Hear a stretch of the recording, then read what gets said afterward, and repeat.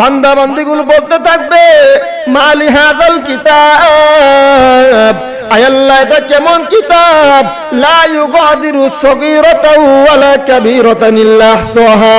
আয় আল্লাহ তাআলা, আয় আল্লাহ এটা এমন কি কিতাব যেই কিতাবের মধ্যে আমার ছোট থেকে ছোট গুনাহটাও উঠে গেছে। আয় আল্লাহ এটা এমন কি কিতাব, আয় আল্লাহ এটা এমন কি কিতাব যেই কিতাবের মধ্যে আমার ছোট গুনাহটাও উঠে গেছে। আয় আল্লাহ ওয়ালা কাবীরাতান আমার বড় গুনাহটাও উঠে গেছে, ইল্লা আহসাহা আমার সব কিছু লিপিবদ্ধ হয়েছে, কোনো কিছুই বাদ হয় নাই, কোনো কিছুই বাদ হয় নাই। আল্লাহ পাক রব্বুল আলামিন বান্দা বান্দীদেরকে আমল নামা দিবে।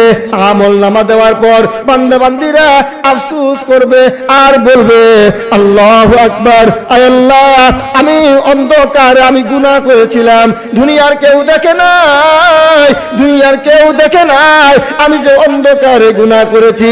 আয় আল্লাহ দুনিয়ার কেউ জানে নাই আমি যে অন্ধকারে গুনাহ করেছি। আয় আল্লাহ তাআলা, আয় আল্লাহ এই গুনাহটা তো আমার আমলনামার মধ্যে উঠে গেছে। আয় আল্লাহ তাআলা এটা এমন কি কিতাব, এটা কি এমন কিতাব, লা ইউগাদিরু সগীরাতা যেই কিতাবের মধ্যে আমার ছোট গুনাহ উঠে গেছে, ওয়ালা কাবীরাতান আয় আল্লাহ আমার বড় গুনাহটা উঠে গেছে, ইল্লা আহসাহা আয় আল্লাহ কোনো কিছুই বাদ যায় নাই, লিপিবদ্ধ হয়েছে, আমার সমস্ত কিছু লিপিবদ্ধ হয়েছে। আল্লাহু আকবার। আমরা কি একবার স্মরণ করি না এই দুনিয়া আমাদের শেষ নয়, আমরা আল্লাহর কাছে যেতে হবে, আমাদের পরকালে রওনা দিতে হবে।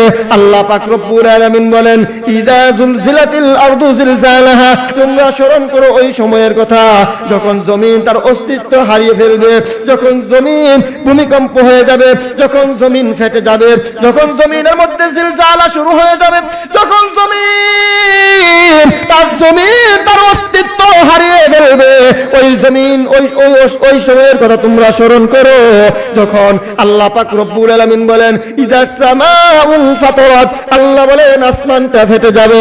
ইদাস সামাউ ফাতারাত যখন ইসরাফিল সিংহাফু দিবে আসমানটা বিদীর্ণ হয়ে যাবে, আসমানটা ফেটে যাবে। ইদাস সামাউ ফাতারাত ওই দিন আসমানটা ফেটে যাবে। ওয়া ইদাল কাওয়াকিবু তাসারাত, আল্লাহ পাক রব্বুল আলামিন বলেন ওই কিয়ামতের ভয়াবহ অবস্থার সময় আসমানটা ফেটে যাবে, আসমানের তারকাগুলো খসে খসে পড়তে থাকবে। ওয়া ইদাল কাওয়াকিবু তাসারাত ওয়া ইদাল বিহারু ফুজ্জিরাত, আল্লাহ পাক রব্বুল আলামিন বলেন হে আমার বান্দা বান্দি, তোরা দুনিয়ার মধ্যে যে নদী নালা দেখো, সমুদ্র দেখো, ওই সমুদ্রের মধ্যে উত্তাল সৃষ্টি হয়ে যাবে, সমুদ্রের মধ্যে উত্তাল সৃষ্টি হয়ে যাবে।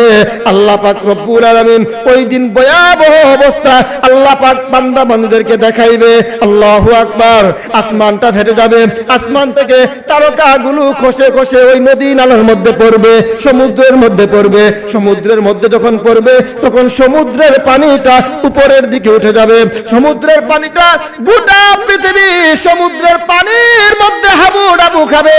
আল্লাহ বলেন ওয়া ইদাল বিহারু ফুজ্জিরাত ওয়া ইদাল কুবুর বুসিরাত, আল্লাহ পাক রব্বুল আলামিন বলেন ওয়া ইদাল কুবুর বুসিরাত, আল্লাহ পাক রব্বুল আলামিন বলেন যেদিন কিয়ামত শুরু হয়ে যাবে, ইসরাফিল সিংহায় ফুঁক দেওয়ার সাথে সাথে আল্লাহ পাক রব্বুল আলামিন বলেন যত মানুষ মৃত্যু হয়েছিল, যত মানুষ দুনিয়ার থেকে বিদায় হয়েছিল, আল্লাহ পাক রব্বুল আলামিন ইসরাফিলকে যখন আদেশ দিবে, ইসরাফিল সিংহায় ফু দিবে, ফুঁ দেওয়ার সাথে সাথে ওই সমস্ত মানুষগুলো জীবিত হয়ে হাসরের ময়দানে যাইতে থাকবে।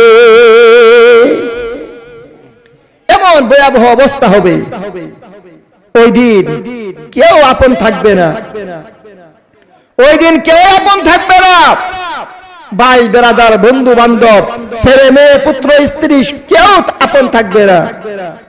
ওই দিন একজন আপন থাকবে, তিনি হলেন রহমাতুল লিল আলামিন, যিনি শুধু উম্মত উম্মত শুধু রব্বি হাবলি উম্মতি রব্বি হাবলি উম্মতি বলবেন, শুধু উম্মতের জন্য নবীজি কান্না করবে।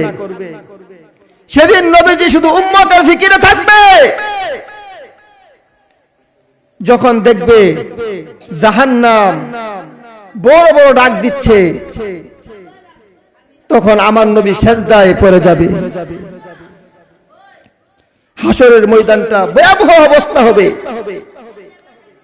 আল্লাহ পাক রব্বুল আলামিন হাসরের দিন কঠিন